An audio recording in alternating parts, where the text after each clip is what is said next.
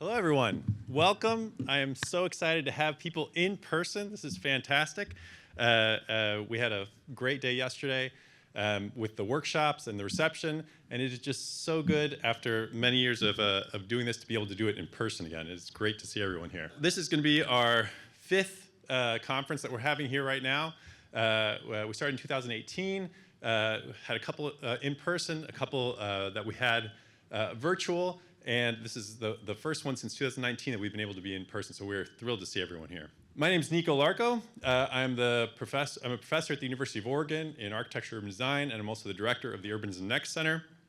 Very excited to have everyone here. For those of you who aren't as familiar with Urbanism Next, what we look at is the ways that these innovations and disruptions are impacting cities. So we look at new mobility, autonomous vehicles, e-commerce, and more recently we've also been looking a lot at COVID.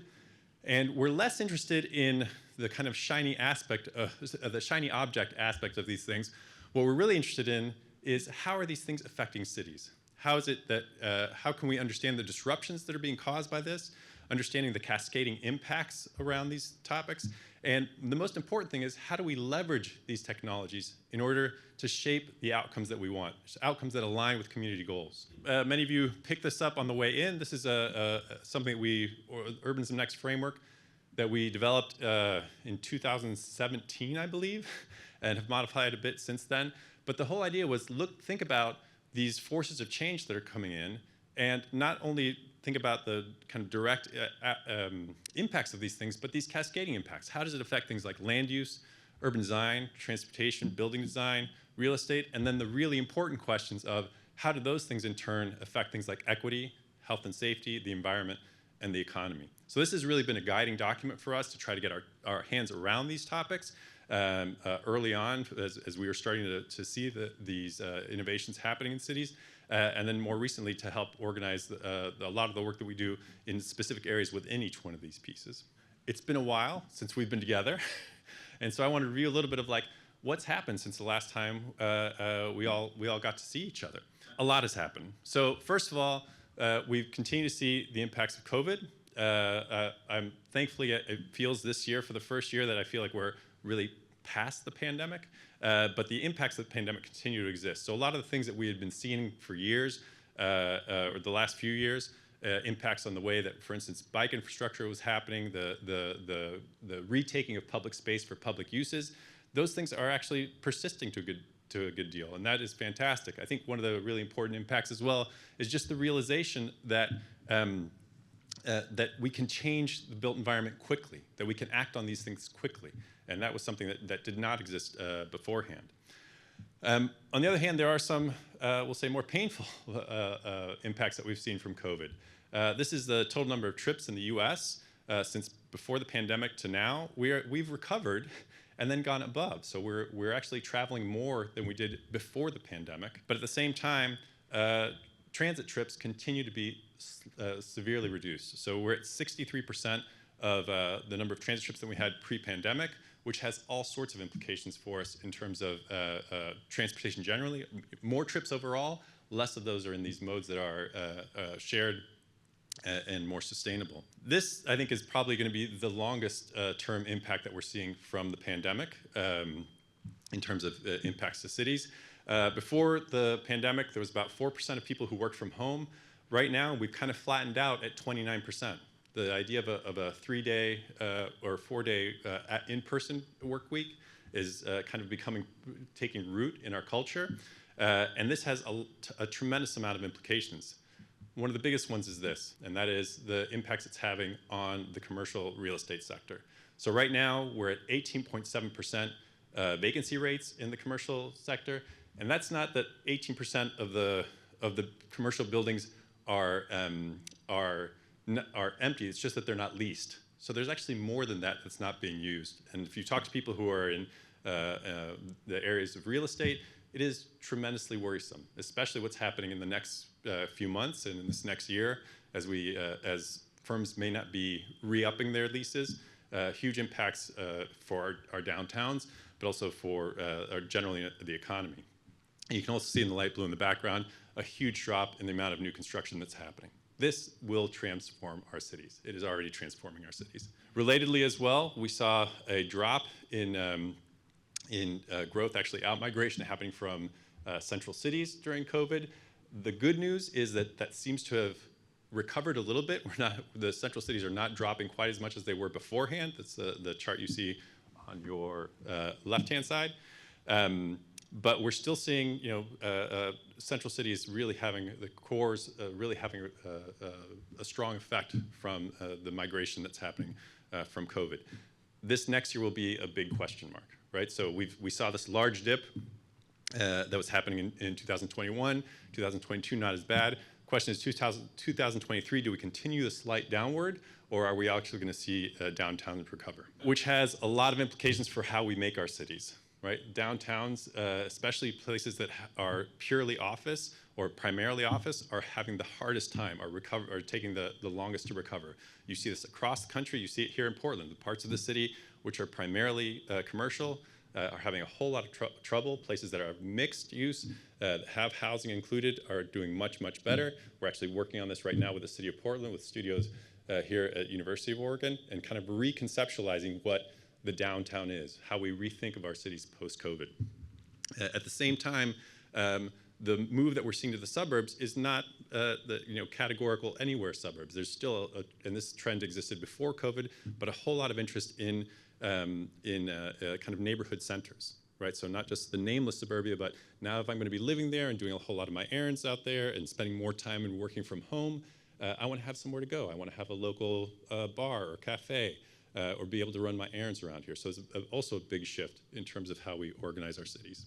If you start thinking about shared mobility and new mobility, things are also recovering. So this is data from Uber, and you can see the drops, significant drop that happened since 2020, or in 2020. But then since then, two main things happened. One, we've seen recovery of the driving side of things, the moving people, but we're also seeing huge growth in delivery, right? So, almost equal to what we're seeing on the driving side. And that has been a big transformation. Consider what that means for the amount of traffic that we've got, the movement of goods that we've got right now happening to deliver, your burrito type thing. And Sucharita is going to be talking a little bit more about those types of things as well, just in a little bit. Shared micromobility has also, this is data from NACTO, has also had a large recovery. Here you can see, incredible first year for scooters was 84 million, from 0 to 84 million, then jumping the second year to 136 million. With pandemic, there was a significant drop there, but now we're jumping up again, right? 112 million total trips that are happening in the last year. That is a robust growth that's happening. That continues to have all sorts of implications on our streets. There's a lot of sessions that are going to be happening at the conference on curbside management, and there's really good reasons for this. We have delivery, we've got rideshare happening, we've got micromobility, all trying to use the same areas of the curb. This is from some work that we did year before last at Urbanism Next, looking at street design. But all the news is not great. Even as micromobility is starting to recover, or has done a lot of recovery, there's still a lot of consolidation and pressures against it. So Bird in the US pulled out of many cities in the US and internationally. And I'm sure you all saw the news that Paris voted by 90% to eliminate shared scooters in the city. And there's a lot of concern that that is actually going to kind of have contagion across Europe in terms of what cities allow shared micromobility. With AVs, we've seen expansion, although I'll say at a moderate rate compared to the things that were being discussed just a couple of years ago. So big news really is that Cruise expanded into or went into San Francisco, starting to give rides first at night, and then jumping to daytime rides. That expanded to Phoenix and Austin. Waymo, which has been in Phoenix for a long time, is now in San Francisco and offering rides. So a whole lot of growth, and Waymo's recently announced that they were expanding to Los Angeles. But this has not been exactly smooth. There's been a whole lot of pieces that have been really difficult on the technical side of this. Cruise vehicles, I'm sure you've read the news, that stalled in the middle of the streets. There was actually a crash that happened as it ran into one of the Muni buses. And Waymo just recently as well had difficulties with dense fog. The technology is still developing, right? It is still developing, and there's a lot of work that still needs to happen just from being able to get these technologies to work. Another key background of all this has been interest rates. So we can see here, since the 1970s, we're not necessarily at a high interest rate environment, right? I mean, you look at most of the time since the 1970s has been above the rate that we're at right now. But the brief history of shared mobility and e-commerce has happened during this period, right, where interest rates have been tremendously low. That means that risk was fairly easy to deal with. We could try new things. You could fail. It's okay. If you look at the companies that happened during this time, these were all established during that glorious kind of period. And so now this change in interest rates puts a tremendous amount of pressure. People we were talking to in the fall who were more or less saying, if you don't have your next round of funding put it together by the fall of last year, you're probably not going to be seeing a whole lot of new funding. So a lot of the companies that exist out there, there's a lot of consolidation that's happening around these companies, and some companies shutting down. Big shifts overall in what's happening in this space, right? That 4 years ago was just booming and with a whole lot of ability to take on risk. That has had some fairly painful repercussions. In October of last year, Argo AI, which I'd say was arguably the third leading AV company in the US, shut down. So that's a Ford and Volkswagen-backed company, and they didn't get sold to someone, they shut down. And that to me is a substantial kind of sign of what's happening in this space and the difficulty it is to try to get to profitability, especially in a high interest rate environment. That's not only happened to Argo AI, we've had some autonomous trucking companies which were looking really promising a couple of years ago, also running into these pressures. Lyft is running into these pressures. It's a really different landscape than where we were a couple of years ago. In terms of e-commerce, and Sucharita is going to be talking a whole lot more about this, but the retail sales, as a percentage of retail sales, e-commerce boomed in 2020, right? We all were stuck indoors. We couldn't go to stores, and we saw this enormous jump. In Sucharita's terms, it's a great hockey stick, and what happened to it? And that was in 2020. Since then, it flattened out a bit. And so there's an enormous question of, have we hit peak e-commerce? Is this how much we're going to do overall? Really large questions about that. Even though it's flattened out, it's still tremendously large amount of deliveries, right? So think about the implications it has on cities. 21 billion e-commerce packages were delivered in 2022, approximately. No one has exact numbers on these things, or Sucharita probably has exact numbers on these. This is the closest we can find. But if you work that out, that's 165 packages per household on average in the country, right? That's one every other day. Think about the implications that has for our warehousing, for the way we use our streets, for staging that happens around these pieces, right? Enormous implications for all of this. Even also with that kind of drop overall in e-commerce, we have things like this happening. So this is Black Friday, that whole weekend, how much is happening in stores versus online. Enormous growth of online. In fact, Black Friday, there was more online shoppers than there was in-store shoppers.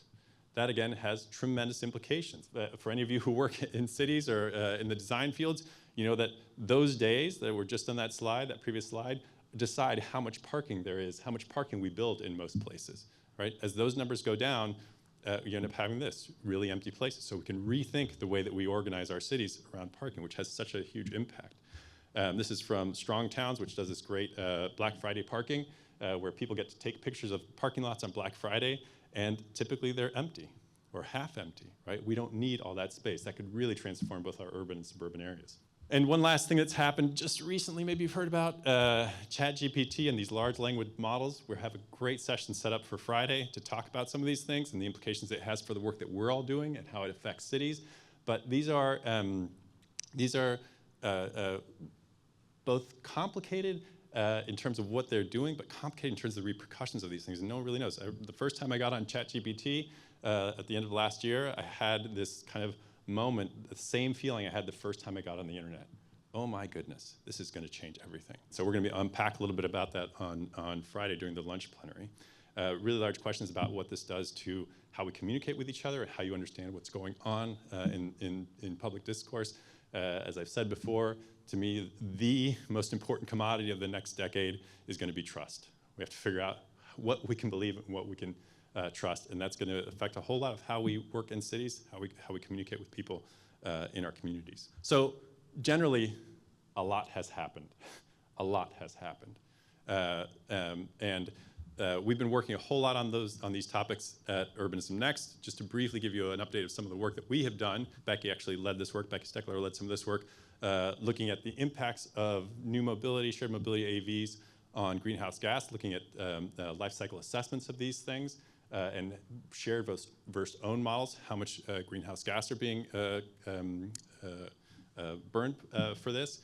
This is a great guide for cities if you're trying to figure out what policies you should be putting in place to promote what kinds of transportation options.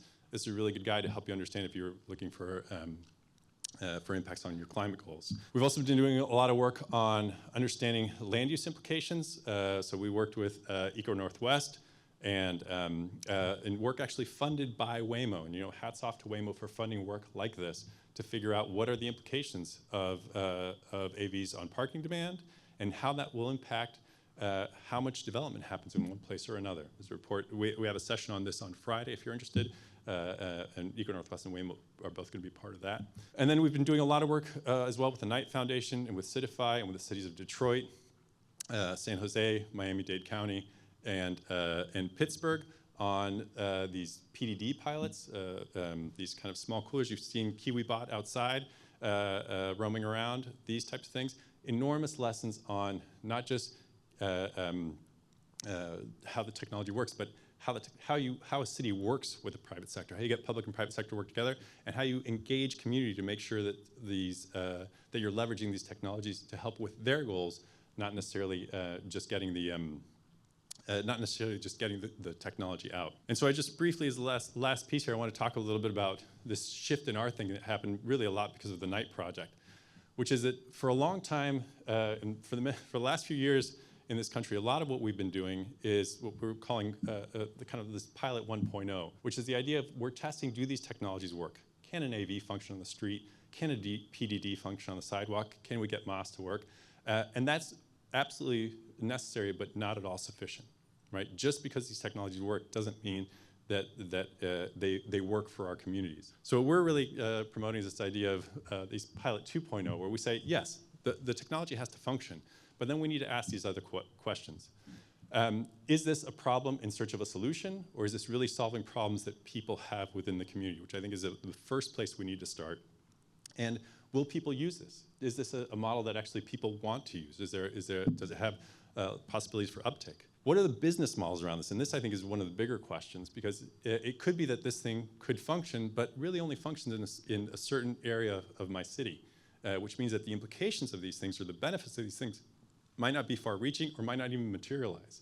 So trying to understand how business cases actually translate to use cases and translate to the community itself. Understanding the cascading impacts, which Urbanism Next has been doing for a really long time. And then finally, a slightly uncomfortable question, which is this technology, is this innovation the most efficient way to get to the outcomes that we want to get to? And I don't say this to say at all to say well, we should be limiting what we're doing with these technologies. On the contrary, the idea is let's figure out where the technologies work best, where they have the best business cases, where they have the best use cases, or where they have the best benefits to communities.